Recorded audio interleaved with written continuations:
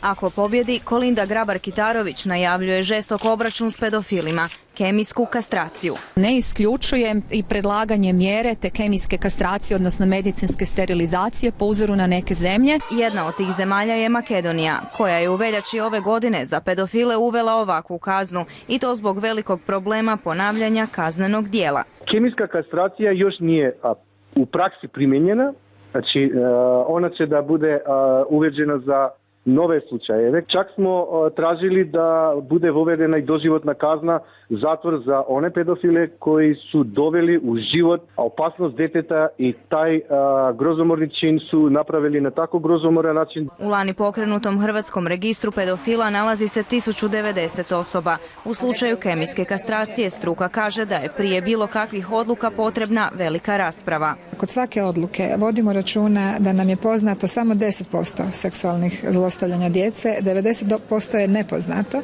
i to je zapravo skupina na koju trebaju biti usmjerene naše preventivne aktivnosti. Kemijska kastracija kao sredstvo prevencije ponavljanja kaznenog djela ne može riješiti problem pedofilije, smatra psihijatar Goran Arbanas.